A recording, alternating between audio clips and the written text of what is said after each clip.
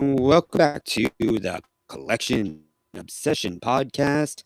I am Andy, and I am here with. Paul.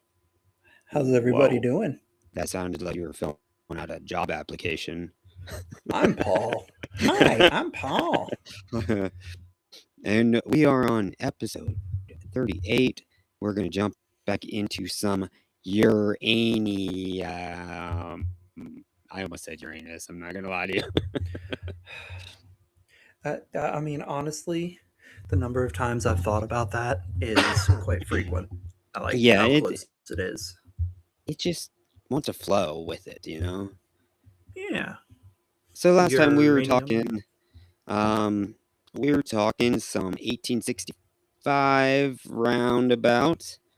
We were talking about some Vaseline by Hobbes and B-word. Bruckner. It's actually funny. I was just watching a show a minute ago, and she pulled out a vase, or actually it was a barber bottle, and she said Hobbes and Bruckner, and I'm like, Really? if you really want to not, like, come on, Bruckner. I mean, you said it Brockner earlier. Shut up. I said You completely abandoned any French resemblance to the word. Bruckner. So today in Uranium World, not Uranium World, Uranium Glass. I feel like I go more Italian when I say it. Bruckner. Wrong. Bruckner. That's German. Bruckner. So Bruckner. we are focusing on Bruckner. Gilded Age. Big We're business. on to shut your mouth, Andy. Yeah. Hush. Shh. It's a library. It is. So we're talking about big business. And it's important for everybody to have this context. So during this period is when you have Carnegie, you have Vanderbilt, you've got JP Morgan, and you've got Rockefeller all kicking around at the same time. They are undercutting their competition. They are using the most unethical business practices possible. Not the Rockefellers. Is that what you said, Rockefeller? Yeah, Rockefeller. No, not the most honest family in the world. Not the oysters, Rockefeller. So it really, when you put it in that context, like, it makes sense that this period saw a lot of glass consolidation as well. You saw the big fish eat the small fish and absorb them. I hope it wasn't a clownfish. No, but they all kind of looked like clowns. They all kind of look alike. I mean, they really do. Clownfish all look alike. That's true. So we'll get into US Glass, which is the big glass conglomerate of the era, here in just a little while. And we'll go through a little bit of that history and how it kind of filtered down to how we see uranium glass today. So I literally took the list of glass companies and I said, okay, what years did these guys make glass? And I went down the list to see who was making glass and who was making uranium glass. And there are several. Saying that together. What? Uranium glass. Saying it Why? too fast might result in something else being said if you say it too fast. In your ass.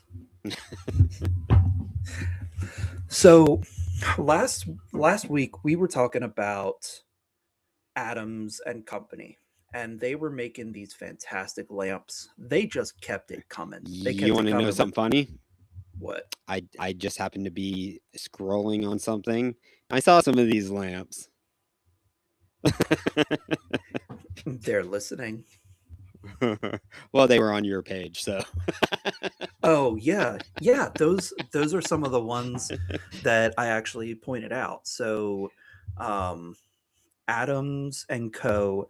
made these fantastic what's called Valencia waffle, Mhm. and they turned them into lamps. But they also did these extraordinary uh, dining sets, table sets, and I had the opportunity to purchase and then sell to a friend these extraordinary examples of Victorian lamp craftsmanship. So that's what those Just 3 were? yeah, those are Those Adams. are awesome. The Vaseline one is the rare one, but Honestly, I like they're the middle one, the blue one. so so it's blue on top, and then the Uh-huh. bottom part is actually uranium green apple, believe it or not. Really? So when they were manufacturing these lamps, because they weren't all one part, they could Uh-huh. mix and match the parts and then market them like that.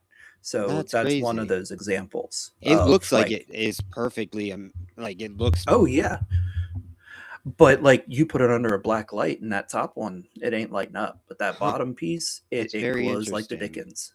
I have a, So Gone with the Wind style lamp. I'll have to it's an electric one, but I'll have to send mhm. you a picture of it because I don't think that the globe on it goes with the base of it, but they look so good together that I'm not sure. I've never been able to find one that's exact. Yeah, send me a picture. It's a That's one of quilted pattern yeah, and it's a okay. round I'm globe. It's a blue, like a yeah, cobalt blue. yeah. But I got it from a guy locally here. I also Yeah, got a send me a pink picture. I got a pink uh Gone with the Wind style as well. And really the only thing that separates the electric ones that with the Gone with the Wind is the round globe. You Oh know, yeah. because there are just that style lamp, but they have that shade like I just showed you earlier on that oil lamp. Mhm. The just half kind of shade. An actual shade. Yeah, and when we dig into the post-war custard and uranium, we'll talk about those Fenton poppy lamps, the Yeah. Gone with the Winds, as well as some of the other ones that they did because I there was no shortage. I never realized until like years after having some that Gone with the Wind is only called that because it was placed in the movie Gone with the Wind. Yes, correct. Yeah, it's amazing how like Pop culturally. culture. Pop Yep. pop culture, dude. Like that's an early example of pop culture, in my opinion. Yeah, it and how it influences what we do every day. Yeah. Dude, It's I it, have 3 Gone with the Wind lamps right here in front of me right now. and they're And just a chilling. Fenton, uh, well, I don't know what you would call that actually, but it has a chimney to it. But it has more of like Oil a lamp. rose style. It's just the top is glass and that's it.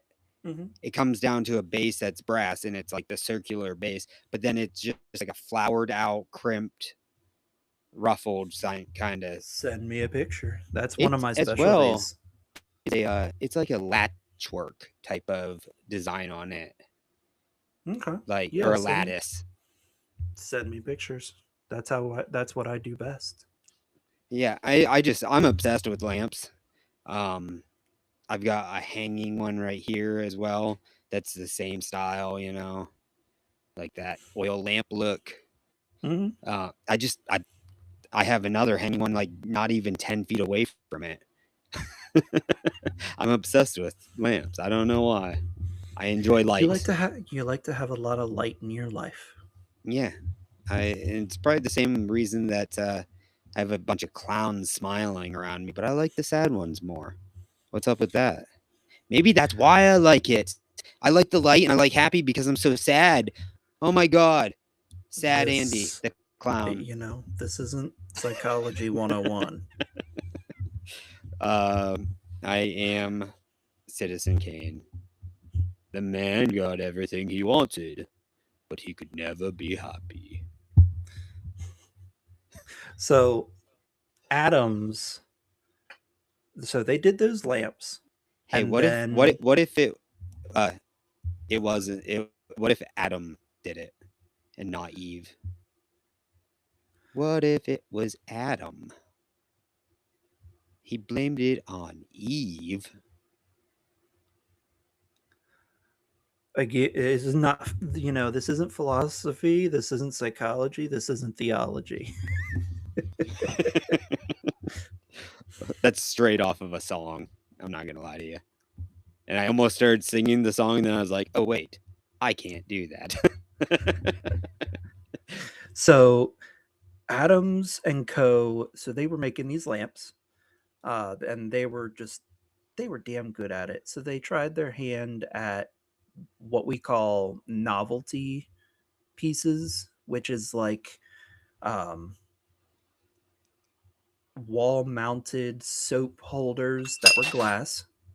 Oh, nice going. So they did novelties like that. They did little soap boxes, soap dishes. It They was my did Howard Johnson ashtray. I mean, they just did all these little novelties, trinkets, little coal buckets and things like that. And a lot of it, you can find a decent amount of them in Vaseline. Um, I was gonna but say something, but I'll hold it. they did a lot of really cool just uranium pieces. Adams, like, in amongst the uranium community, Adams is held on a pedestal Uh-huh. because their work is It quality. it's strange like that they are one I have not really heard of. And I It's mean so I have a ton of glass. Like, and I've seen a ton of glass, but it's strange I've not really heard of them. so it's probably because it's more specialized. Mhm. Um, and you're not gonna. It's not something you walk into an antique mall and you'll find just sitting in any booth. Yeah. It's one of those companies that if somebody has it, they've bought it because they know what it is. Yeah. It's not just ooh shiny. It's I want this because it is made by Adams and Co. and I collect Right. this Yeah. pattern, this company, um, this shape. They, eh, it's not like so. I've had the pleasure of working with the preeminent collector of the Valencia waffle pattern. She's liquidating her collection, and um, like she she cornered the market on Valencia waffle glassware for the longest time, and she just kept buying it. So That's this crazy. when I started, she probably had 200 pieces in all different colors. They made 5 colors of it, and she had a set from every color. I think it's interesting that in every piece of glass that we see, there is this one pattern that everyone knows that's in this one color or style, and that's it. But there's so many others beyond that, you know, like milk Yeah, glass being one of them. And I like milk glass, don't get me wrong. But like that's literally something you can go any like Goodwill, anywhere and find milk glass. You know what I mean? But there's yeah. certain patterns that were made in milk glass that they have others that people don't know about really because it wasn't like that readily available. Yeah, and we could dig into the history of milk glass. Um, it's one of those staples of Hmm. American glassware. And I mean, even in this Victorian period, you've got companies that are making elegant glassware for like powder rooms and Hmm. for ladies' desks and dressers. Like they're making extraordinary milk glass. And then on What the are your other thoughts on it? side, what's What are that? your thoughts on milk glass? Do you like it? I mean, Just to chime there are in real fast. some there are some pieces that I do like. It's not my Uh-huh. go-to. It's It's strange to me that you like clear glass, but you don't like milk glass as much. I like so if I were to have, 40, 50 pieces in a cabinet, it's too Hmm. much. Like Yeah, it overwhelms the eye. it's bland and it's hard to see patterns at times. Well, I wouldn't But I at wouldn't the same necessarily time, call it bland. I would call it bright.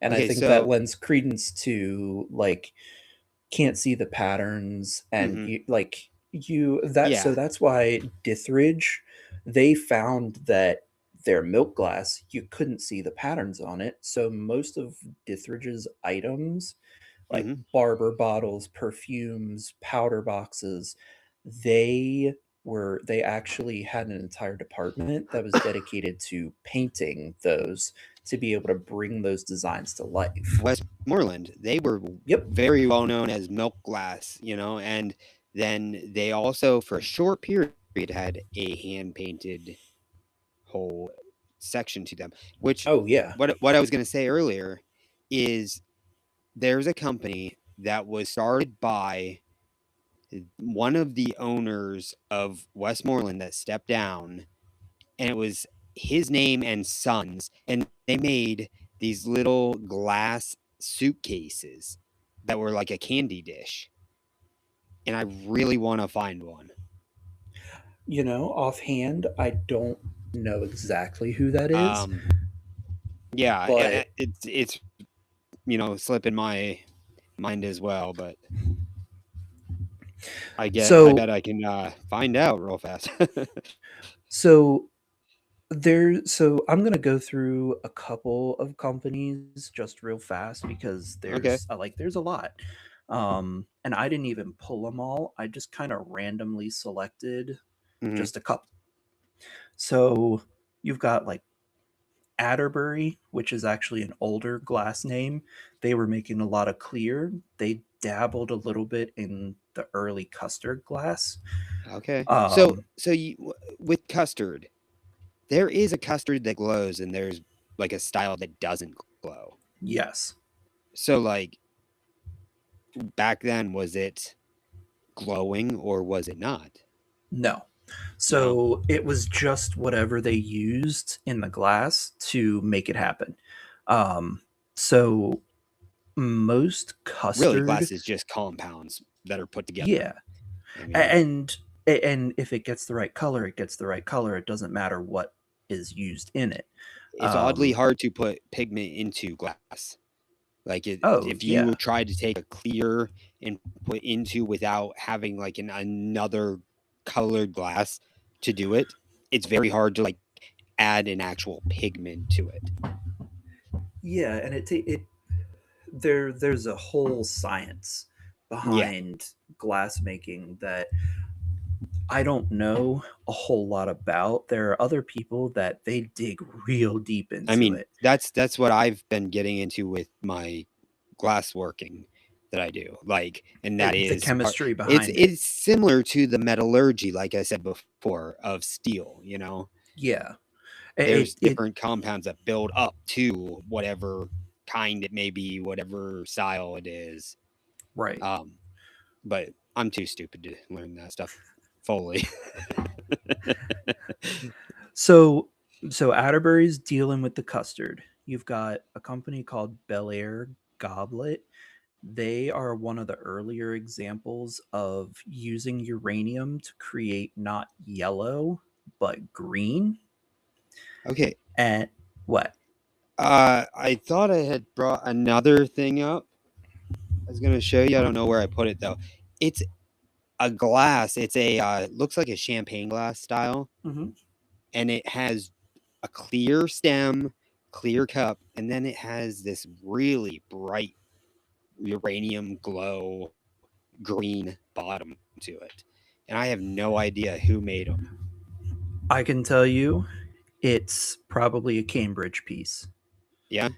Yeah, I have So, no idea. I've and never been able to find anything. that is one of those companies that when we talk about Art Deco and Mm, the 20s and 30s, Cambridge is, if you don't mention Cambridge, you're doing something wrong. mhm. And they're one of the staple makers who that was one of the things they made was uranium Okay. footed and also uranium topped pieces. Okay. Yeah, Um, it's very weird because it is just that bottom, and that's the oh only yeah. piece, and, like, I always thought when I got it, I just kinda got it and put it to the side. I didn't really think too much of there's 4 Mhm. of them that I have, and I was just like, "Yeah, whatever." But then, like, I started looking into it, and I was like, "This is weird." Like, why would they do just that bottom, you know? No, see, So my stem is clear, your though. stem is clear, but Yeah. this is a Tiffin example. This is a pretty Okay. rare cup. But yeah, they Yeah, that absolutely they would the just bottom do is the very base. similar to that, yeah. So yeah, it's it's almost certainly Cambridge. They're very neat, and it glows really great. Oh yeah, like I just put my cabinet.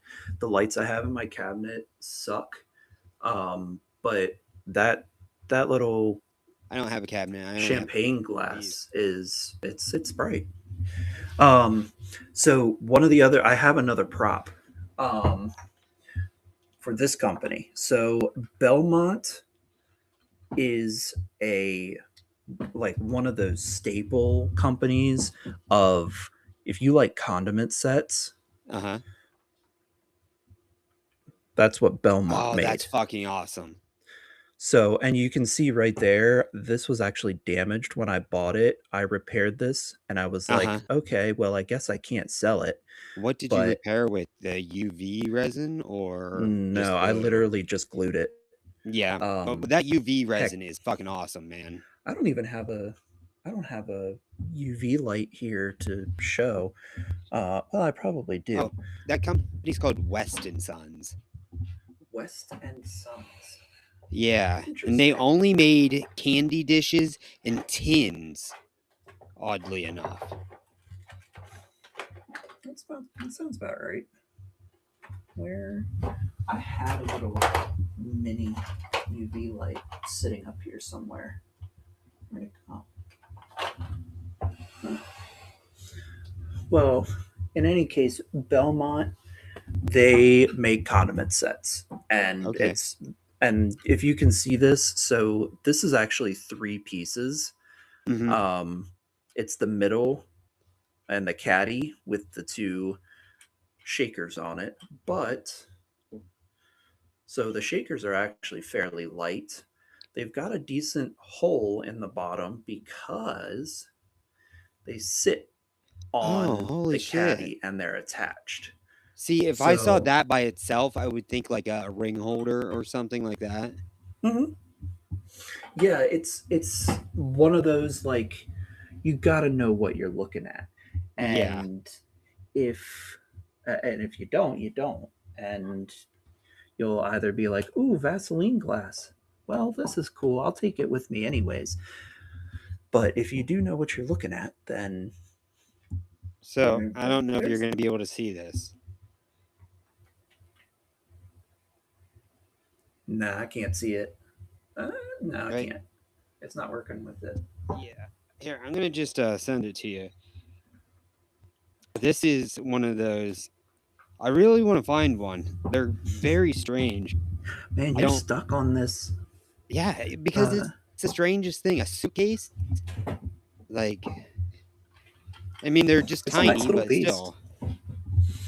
So Belmont, um, Bryce Brothers, Daisy and Button, and Bryce Brothers, hand in hand, um, and very much they are so between Bryce Bryce with Brothers, Y.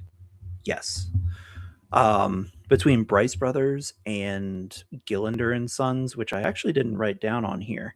Um, they they formed the backbone of Daisy and Button producing Okay. for several years. They worked it into different shapes, different sized items, but their Vaseline items are super prized. And if you don't know what Daisy and Button looks like, it's basically like It's one of my it, favorite. it, it looks like a little tiny sun, and then it has like it looks like a diamond facet around it. Hmm. Um, and it's a beautiful pattern. And even if you don't collect it in Vaseline, it the amber stuff is beautiful. It's also The like even the a clear, it's like a entry level as well as far as patterns go. as I would agree, as far as like the knowledge of it, Hmm. and you'll find a lot of berry bowls made by Bryce Brothers, by Gillender and Sons, and most of the time they'll have a little chip or two on them. But if you were to put together a uranium glass starter kit, one of those little berry bowls would be in it, because Mm. the Daisy and Button is one of those iconic patterns that pretty much everybody knows, Yeah, and most everybody agrees it's a beautiful pattern, it's a beautiful design, and it looks good under glow too. do you see this glow back here? Yes, I do. That is a compote, and it's actually more of a Burmese style. You know, it's almost satiny. You know, Yeah. it just has that feel to it though, like a Mm. satiny feel, more than a Burmese would. Because there's like the Burmese that has that clear and glossy feel to it, and then there's like what There's your I would, satin Burmese. yeah, and it's just I like it a lot. That's a Fenton piece as well. I just moved my water. I do have a UV flashlight sitting here. So I am going to show the glow on this Belmont piece Oh, I forgot about because that. I can. This I got from That Jamie. that is I a don't know very who pretty makes it. piece. Yeah, I don't know That's who makes probably it. web. I got it from That's a Jamie nice though. piece. So here's our salt and pepper set. Ooh. And this is close to the natural color because there's no sunlight hitting it. There's a little bit of UV coming out of my cabinet, Hmm. but this is the natural color. And then, Wow, that's got a hell of a glow to it. yes, like I can't even, and this is with 395, not even Yeah, 365. So, like, I can pull it away, but it's a beautiful glower, a bright glower, and it's one of my favorites. that's This crazy. was I actually got this at my first auction, and it was one of my first mistakes because I didn't Did realize it was you broken when I bought it. did you ever have that up for sale? No, I feel like I saw one of those at some point. they It might do not have come had up. both shakers. They come up, but it's not very often. Okay. Um, it is a harder to find piece. Um, Even broken as it is, the piece that I just showed you is probably still a 75 $80 piece of glass. Um, Mostly because I did the repair right and well, um, but also just because it's a rare piece of glass. Right, right. I probably some of my most expensive, like just outright glasses, my Murano clowns, Mm, just because they are expensive no matter what. yeah, and like I said, the most expensive piece I have in my collection is 200, Hmm. and I it was a hell of a deal. It's a one of two known Burmese lamps, um, which I'll pull that out when we get into the 20s, which is when it was Hmm. made. But it's not a full lamp. It's actually a table lamp, no more than a foot tall. Oh, that's awesome. Um, so and it's got a Burmese glass shade on it. It's pretty awesome. I was trying to look over So in my corner cabinet there to see if there's any pieces over there that I think are. I don't remember which piece is my most expensive, but like about $200 or so is mine as well. yeah, I don't think I've ever. I have some Yeah, lamps, I guess. 200 on that. 200 on that bronze. Yeah, I have some lamps that were maybe just over 200. You know what I oh, mean? well, Like, that's a $20,000 piece of paper over there, but it's my well, degree. you should get rid of that because where are you at with that? I am doing absolutely nothing with the knowledge that I gained with my degree. Right. I don't Well, do anything at work with my degree, and my boss sent me to school for what I have the degree in. so now that we've gone on that adventure, Yeah. um, And sorry, everybody, that we go on these little side quests, but like they are necessary. so we're actually going to talk about Burmese. So this is when Mount Washington really had its time to shine. They experimented with the Vaseline, other colors, but when you say Mount Washington to a uranium collector, they automatically think Burmese, Mhm. beautiful Burmese, whether it's blank or hand painted, patterned. Um, and I I love mean, Burmese. they did it in every shape you can possibly think of, from little pumpkin and tomato shaped shakers all the way to cruet sets, which I have a friend up here who has a cruet set, and I'm like, I will die if I don't own that at some point. You know what I have Um, most of with Burmese is bells. yes. Also, are you sure you're not just talking about custard? No, I'm positive. It has the little bit of pink around the top. Yep. Okay. Um, I just have multiple of them. And I don't even have that much, but yeah. So Mount Washington, in terms of uranium, Burmese is their specialty. okay. Um, Cups, pitchers, toothpick holders, bowls, vases, cruets, shakers, sugars, cookie jars, syrups.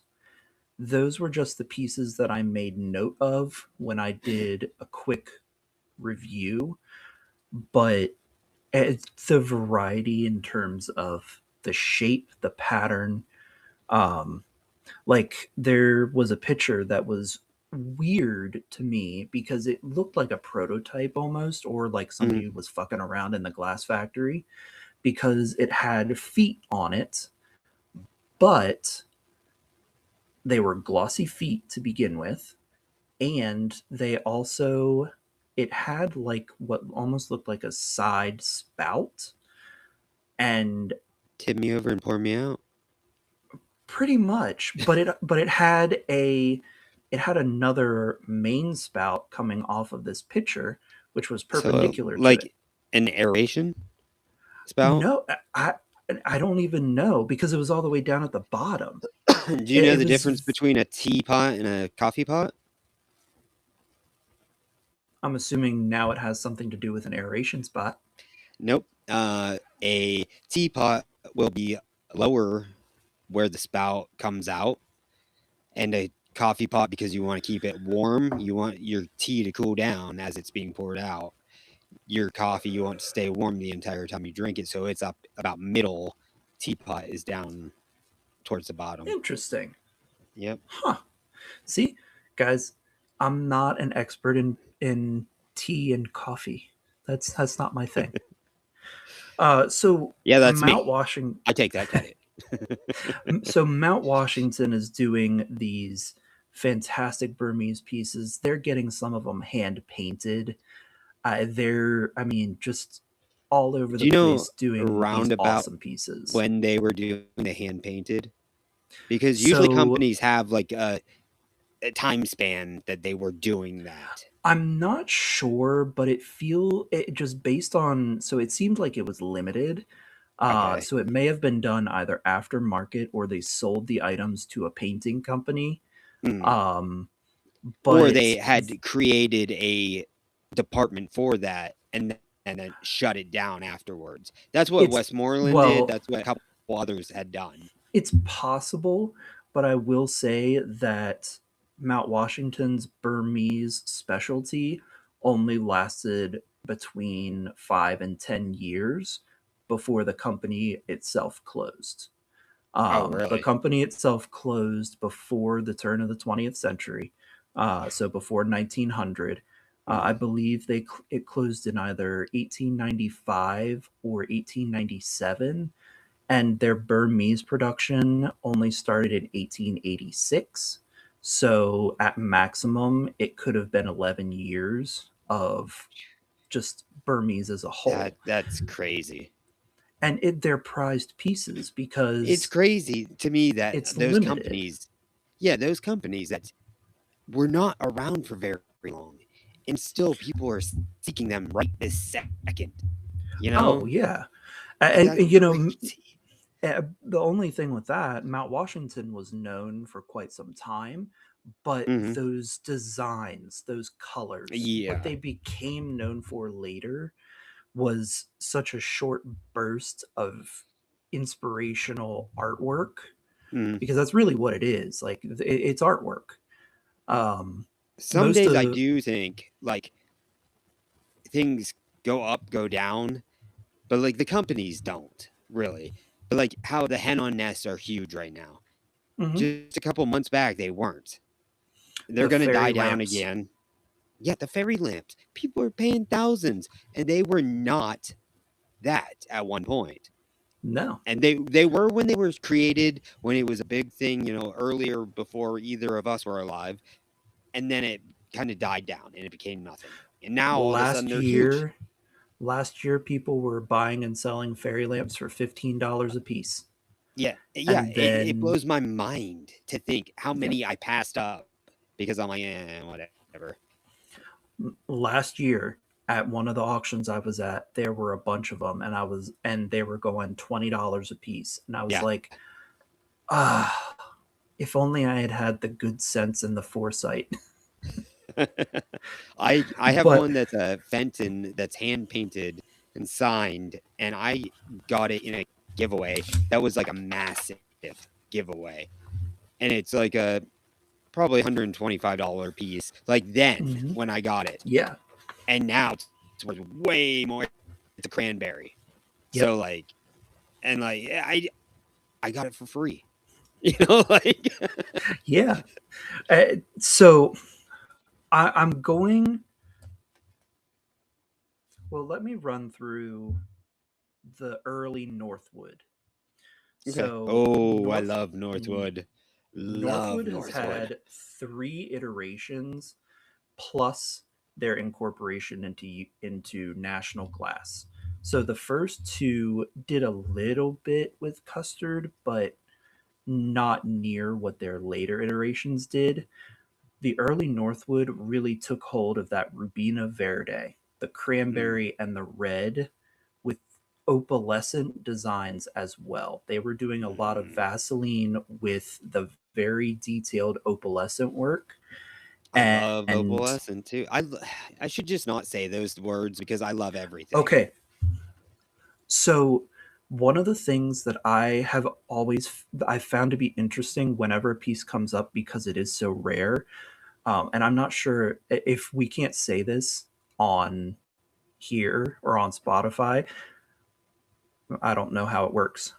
You can say There anything you is want so except there for is a singing pattern. lyrics.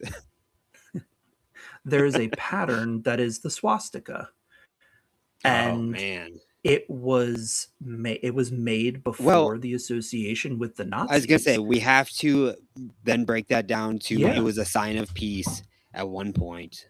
it was. The And swastika was not so always a negative thing.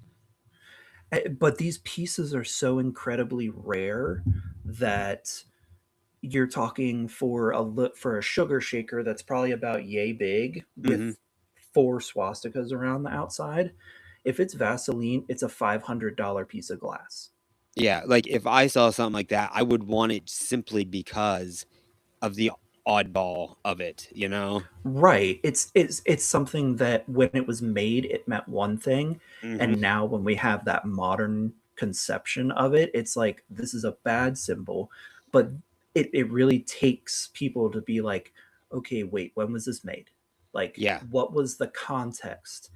And I think that that is one of the most exciting things about working in any historical buying and selling yeah. is the context. Like I something think, that means something now meant uh-huh. something completely different 120 years ago. I think like looking back into old news and things like that is fascinating. The things that they would say that nowadays we're just like, what the fuck is wrong with Right. you? But Right. like It's it was just how they knew, you mhm. know? And it's very crazy. Like my friend was the editor of the local newspaper. It doesn't exist anymore. The newspaper has closed down. It was here since the beginning and now it's closed. It's a real Yep. fucking shame. But he was the editor and he has stacks of like 1800s newspapers because they were just gonna throw them all the fuck away. And he was like, And haha, no. like some of the stuff I see just in like in ads even, it's like, what the you can't say that. But it Right. was totally normal for them to say back then. It was like just the change in language, the change in perception of Yeah. things over time Well, and is that's just just it. I was reading it as like I grew up not saying words like that, right. and then I see it written down. I'm like, what the fuck? What the But that's fuck? just because I was raised in a manner that Right. it was a negative. Right. You don't say those things. Yeah.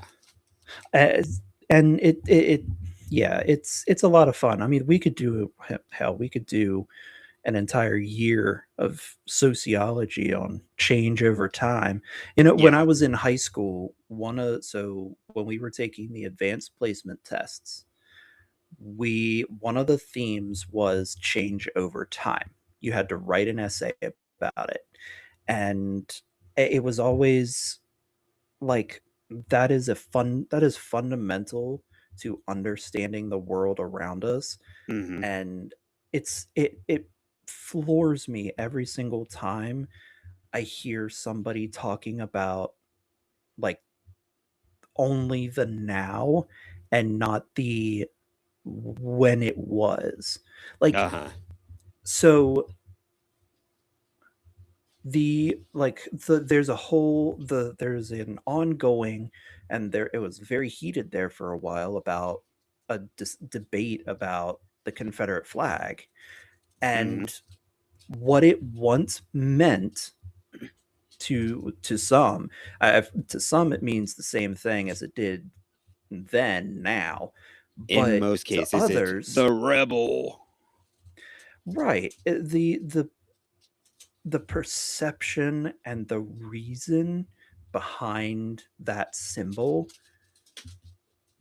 has I, I changed. I and, feel like it and was not created by someone though, and then it just kind of telephoned through. You know what I mean? Like it, someone said it was this, and then it just kind of escalated. right. And like what we were just discussing with the swastika in 1932, the swastika meant peace, happiness, and good fortune. In I believe it was a 1945, Buddhist symbol originally. it was Buddhist and Hindu, and that is actually that is a whole other discussion. I could tell Yeah. you the history of that, but by 1945 that symbol meant genocide. It, like less than 20 years later, it meant something the exact, like the polar opposite of what it Mm, did originally. yeah. And I just think contextualizing things Yeah. is I it's really so want to important. do. I want to do a series on the psychology of collecting Ooh. because I think that we're all kind of sociopaths in a manner, and I We're mean that in either the best way. sociopaths or we're all just a little autistic. Well, aren't they kind of hand in hand? When you think No. too much, you are too much. Uh, and that's one of the things though is like I know for a fact that my brain goes too much, and I think until I Mhm. can't think anymore, and then I think some more about it, and like it ends up kind of dragging me down at some points because Mm, I overthink everything, and absolutely. like I know that has to do with the way that I collect and the way that I feel this need, you know and so like Absolutely. the psychology of collecting is fascinating. I keep going back, Well, but Citizens Kane.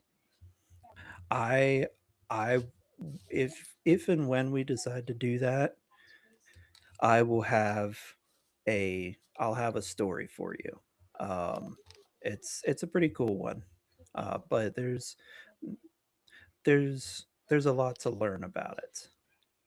So, so we're in our last 15 minutes here, and I want to touch on some fantastic work that was done by the worst people in glass, Oh the no, business trusts. David. Oh, there's So, there's a guy that he bought it. He bought. I know I keep bringing up the company, but he bought Westmoreland and was the demise of them. David something with a B. But he also did a bunch of different things. He was a businessman. He wasn't anything more than that. He bought companies and they ended up in garbage land. yeah. And I mean, we're basically going to talk about something similar here. So, the National Glass Trust. So, you've heard of Teddy Roosevelt and trust busting, where he basically was taking these big companies and he was breaking them into little pieces. Well, this is right before that. So, in 1899, 14 men got together in a room and said, "We're In combining our companies." 1899, four men got together in a room and they said, wait, what did they say? So basically, what they said was, "We're putting our companies together. We're going to undercut the competition so they're forced to sell out to us." And as much as we talk about Hobbs being this extraordinary company, Mr. Hobbs was one of those 14 men that sat Mr. down and Hobbs, said, I don't "We're believe that going." Mr. Hobbs. They they were ruthless. So this trust only lasted for 5 years. They 5 years. managed to single-handedly constrict the market in terms of number of glass manufacturers by roughly 50%. Isn't that funny when people do that and they think that they're helping in some weird way, but they know that they're not? Oh, they didn't think they were helping. They knew that they were going to drive their competition out of business. But see, And the less so, that's around and the less that there is in the future, like, so the way that my shop is, traditional style pocket knives, we hand make traditional style pocket knives, and there's us and like maybe few other companies. Case used to be, but yeah. now Case is very automated. So like Well, that traditional style is being just swept under the rug. so with this company, so they only lasted for 5 years.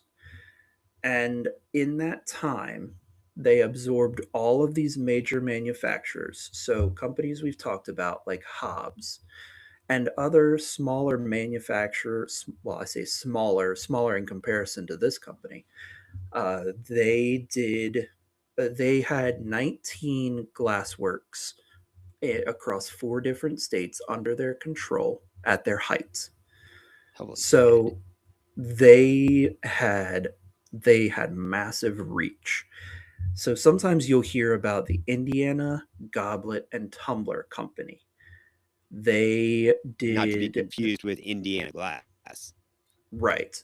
It's a little bit earlier than Indiana Glass, but Indiana Glass comes out of National Glass Trust.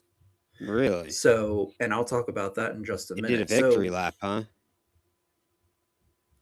it's actually funny. They used National Glass Trust to their advantage, but I'll talk about it. So, in Indiana, they had 5. Only 2 of those works made anything with uranium in it, and one of those was the Indiana Tumbler and or Goblet and Tumbler Company. So they did some of the most extraordinary and hard to find pieces of like what we call a hen on nest, a little On. dolphin fish. They did compotes in Vaseline. So have you ever seen the Fenton cactus pattern? Yeah, yeah. So they're the original ones. They did it first. They So, made the molds. and that goes to what I said before is like so many companies got molds from one another. It's Yes. bizarre. Yes. So the one piece that I want to draw attention to is the dual chicken plus a nest. It's often referred to by collectors as the fighting cocks. And so the Vaseline ones are rare in and of itself. One just the other day, less than 4 days ago at recording time, there was a clear one that came up for auction. It had never been seen before at auction. Really? So I'm not sure if it was a prototype. I think the glass researchers are pulling their hair out trying to find where it came from. Andy, it sold for almost $11,000 on Holy eBay. shit. I want to talk to this person that bought this. I want to talk to the person that sold it. Yeah. Yeah. Where Where'd did you you get that? find this? Who did you kill? I think we'd be beating down the door as well as That worries me that there's like this deep underground mafia of like glass. Oh, totally. I am not spilling the deep dark secrets, but there are similar things going on. Not violent, but we are a heady. face of collecting and these collectors because we're one of the only collecting podcasts that focus mainly on glass. Right. So so welcome in, bud. Right. So I'm going to run through a couple other companies real fast. The Albany, Indiana. Yeah, there was an Albany, Indiana, not New York. Glassworks. They did some Spanish lace adjacent works. It wasn't precisely Northwood's Spanish lace, but it was opalescent. They did swung vases in Vaseline opalescent, and they did table sets. I think it's funny when people explain swung vases like on a they literally, so it's on this thing like this. They walk up a set of stairs, they flip it upside down, and they swing it back and forth to make it bigger. Did you talk with Alex about that when he was on? I remember him saying it. He knows, he's done it before, so he would be the best one to talk about it. So what we think of as a swung vase it's similar to what they were doing during this period, but it was a little bit different because it wasn't the fingers were not super long. There was more of a design on it, and they were making them with opalescent patterns. I mean, Fenton was one of the major makers, which we'll get into next week.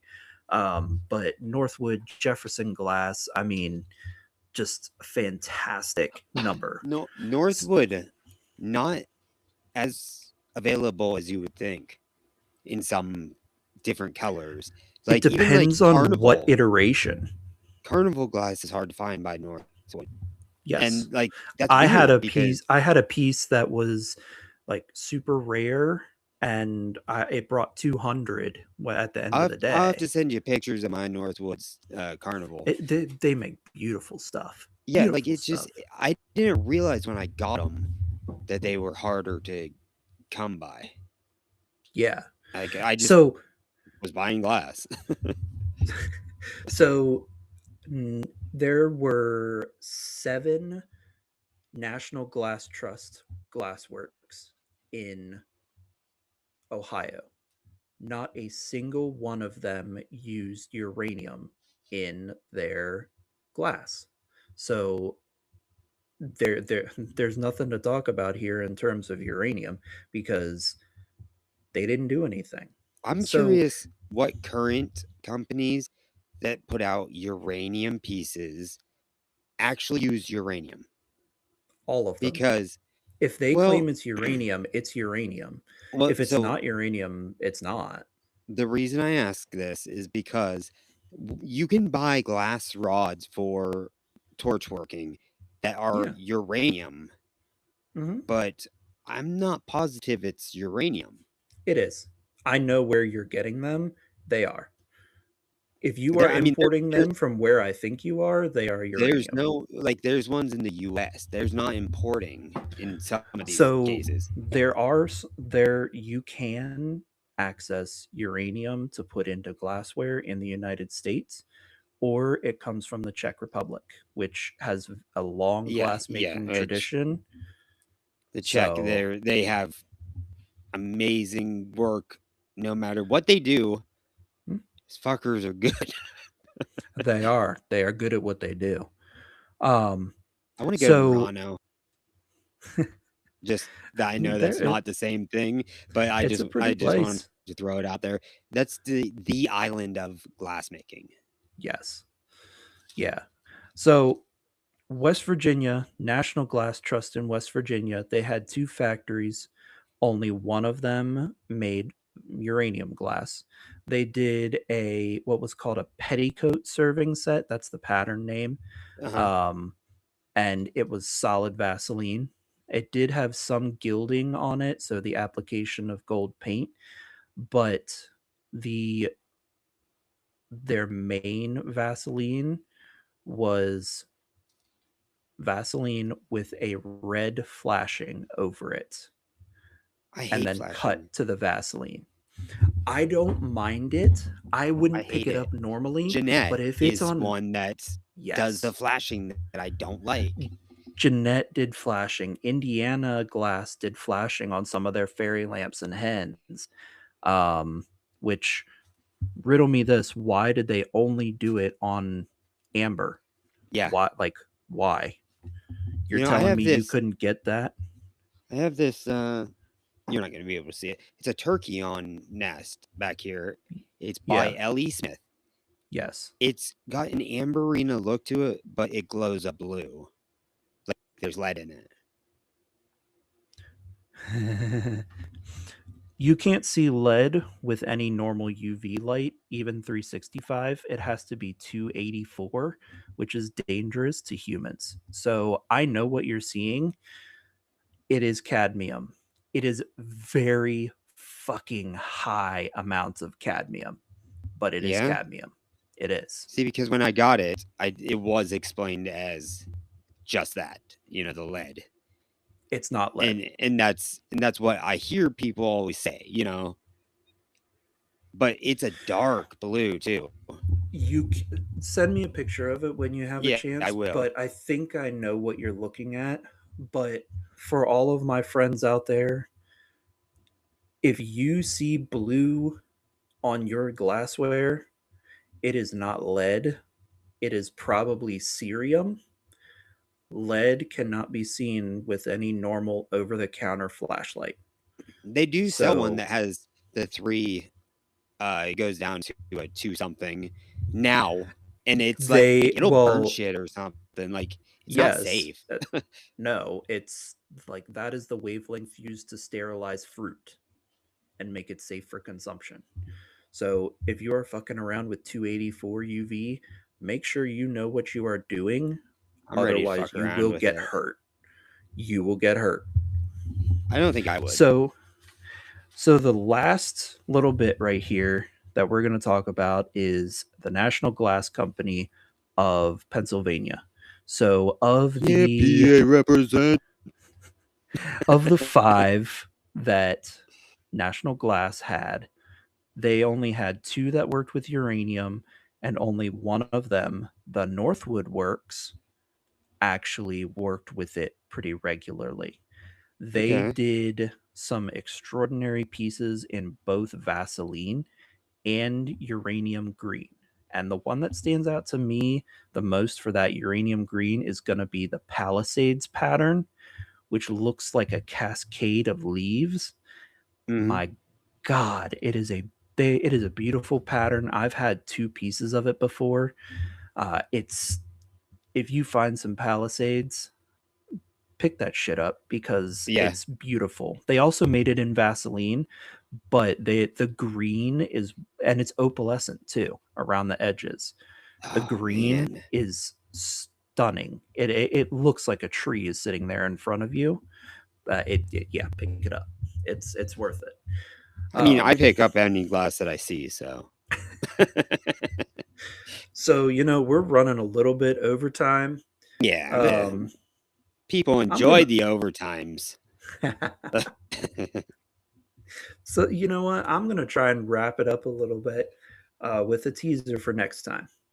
So we're gonna talk about custard glass next time in a little bit deeper detail. And the reason I chose to do that, there are several manufacturers that use custard or are known for their custard glass that I did not talk about today. So we're talking Heisey Glass. We're talking Fucking Northwood. love Heisey. Heisey is a fantastic company. Love it. We're talking Northwood after National Glass. Mm. And we're also talking National Glass, both Northwood, and there's another works in here that I didn't even make note of, but it's National Glass number 12. I can't remember which one that is. So that is where you get some incredible patterns. And we're going to talk about that next time. And guys, because we're talking about Heisey, I'm going to talk to you about custard souvenir glass because that's what Heisey made. They are the makers of all of those custard souvenir pieces you see for, believe it or not, there's at least one from every single one of the lower 48. Wow. Even Um, for the ones that were territories at the time.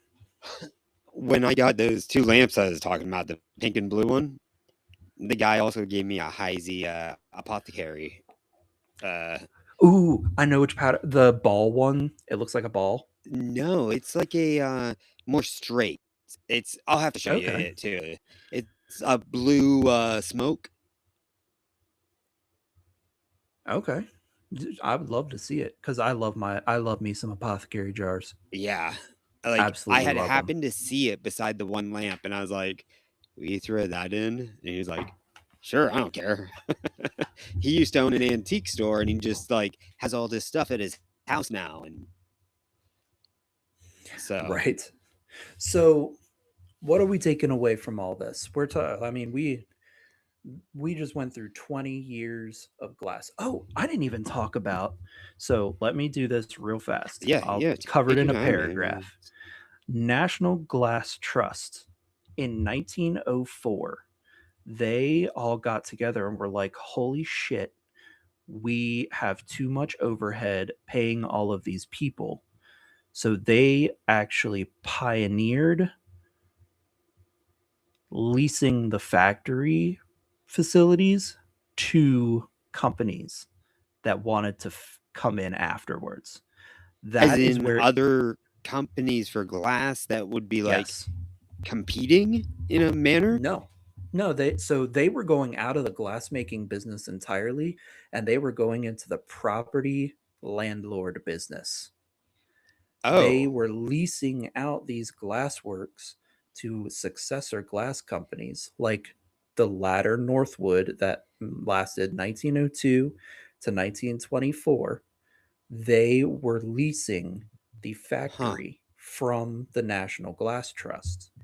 See, and that's like, with again Westmoreland, they had a tin shop on their factory grounds, Mhm. which is so strange, like a glass company having a tin shop, you know? Hey, everybody's got to have hobbies. Well, and that's what it was because, West and Sons ended up doing tins, candy tins. So, So, this is where Indiana Glass gets its start. They rented out one of the glass works and started making glass.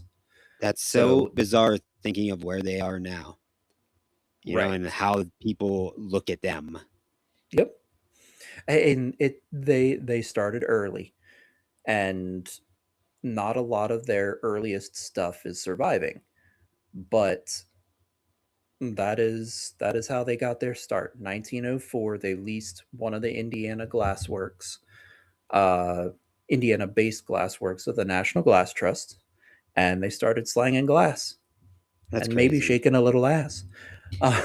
Um, In most cases, when you do glass blowing now, in order to do big scale, you have to find someone that has a actual shop because the furnaces are so much. Like oh you're yeah, talking $20,000 on the smallest furnace that you can get, and so like people will just like co-op them, and that pays right. for them to be able to run the fucking things that are going all day, all night. Because with one of these furnaces, you have to have that temperature to a certain height that you have to keep them going. You have to have And people paid to come in at night and check. You know, and good luck getting that furnace back up there if it goes out. yeah, oh yeah, and there's a lot of people that will say like, I tried to do this at home, but I couldn't keep it going because I can't keep the There's a furnace going. there's a reason you can't do it at home. Yeah, I mean, because there's such a big difference between lamp working, glass blowing, and then glass making. Yes. And so the National Glass Trust, their last operations were conducted in 1904, and then they moved over to a strictly rent collection model. Huh? The owners That's the crazy. owners made bank on it, Yeah. but that's where you get the the Northwood of, like, the quote unquote fourth iteration of Northwood Glass comes Uh-huh. out of that. They rent the original Northwood works in uh fuck. I'm pretty sure it's in Jeanette, um, where they rented that Which out. it would be, And so they lasted until if it's if 1924. that's where it would not technically be Jeanette, Pennsylvania. It would be Glasgow or something like that. Gallo, maybe. I'm not It's sure. right I'm not. outside. It's technically I'm not even considered Jeanette, sure but that I have the right I name just I just know or that's town. like for Jeanette. Yeah. That's they're technically not in Jeanette, Pennsylvania. It's like Right. the outskirts of it. Kind of like around here we have Titusville, Hydetown, Pleasantville, Centerville, like, Right. but it's all Titusville. Right. So, So now that we've talked about the big bad of early pattern glass, what are our takeaways for today? Well, don't fuck with the mafia of glass. that's a good one. That's a good extracurricular. So these are the top-notch years of early Vaseline pattern glass.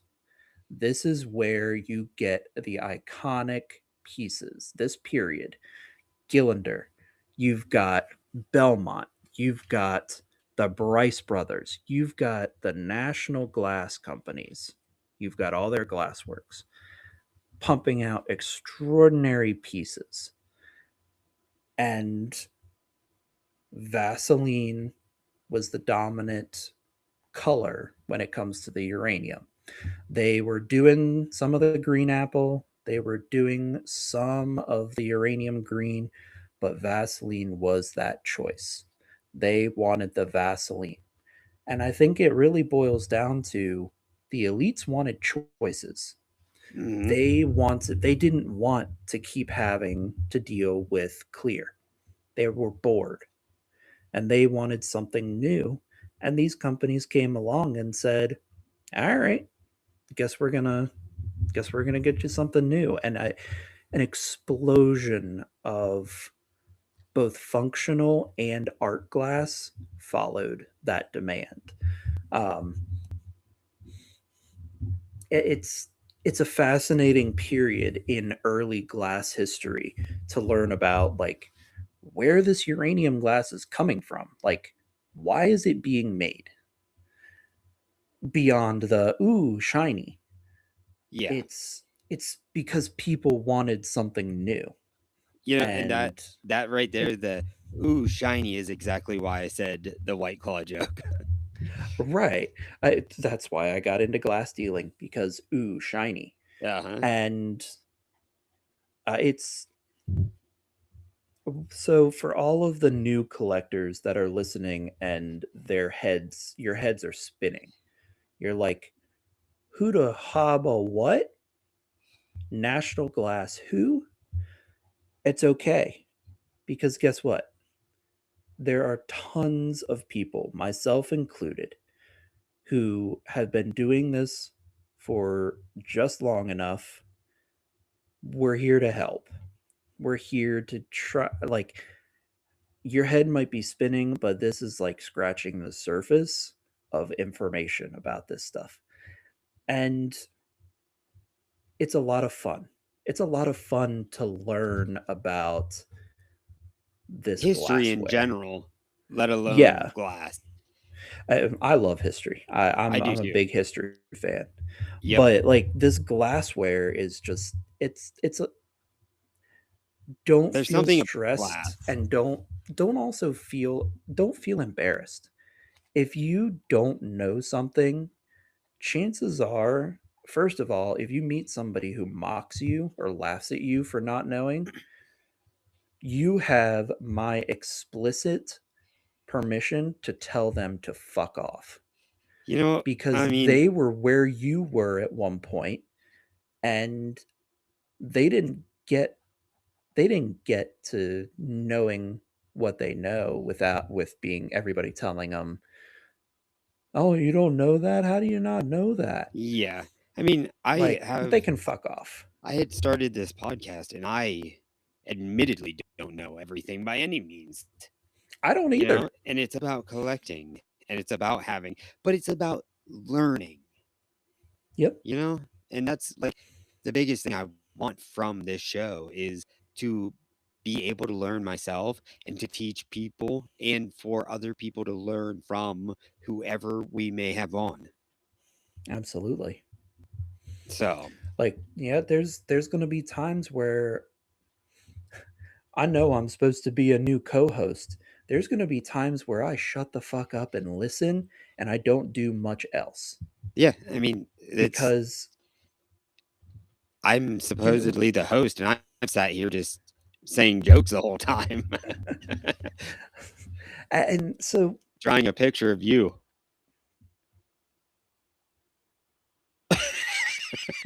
okay. Okie dokie. I would like it to be on the record for the court that he did in fact hold up something that looks like me. Um, I'm not sure whether he had that prepped or not, but Yeah, um, that's what I was sitting here looking down for. so the big takeaway from today is we've covered a lot so far. There's a lot more for us to cover. Yeah. And the next thing we're going to cover is going to be this boom in custard glass. So Yes. we've talked about Burmese, which is a combination of custard and uh, the more pinkish red, but we're going to talk about straight up custard. And uh, hold on to your hats because I had after some really nice custard, custard that I sold to I, B. Beal. what do I have? Do you know Oh, I Bobby? have. Bobby Beal? I don't know. B. Beal? I don't know. I don't think so. Really? He's a glowy guy on whatnot. I have a custard cup in my cabinet from my little town of 40,000 people. Really? That's crazy. It's one of the only ones I've ever found. Like It is what it was is the the case? only. What was the case It's that it was made? it's a souvenir. Oh, okay. And I will tell next time, I'm going to tell y'all why souvenir cups are so common to find and see. And we're going to do a deep dive into some of the elegant glassworks by Northwood Heisey. And we're gonna dabble in some Fenton custard. Yeah, that's what So I had sold to we're Bobbert. I don't know what he wants to be called, but I just call him everything, I think. that's where we're jumping into soon is going to be that early Fenton custard because it's Fenton art glass for a reason. Yeah, they were It's just little dishes, you know? Like, little dishes. well, they were though. They were the glow on custard is insane. It is, and that Sometimes is what blinding. I have the most of in my cabinet. Yeah, is custard. Yeah, it's sometimes absolutely blinding and not enjoyable to put a UV light on. But anyways, that is gonna be a wrap for us. It's currently 11:20 p.m.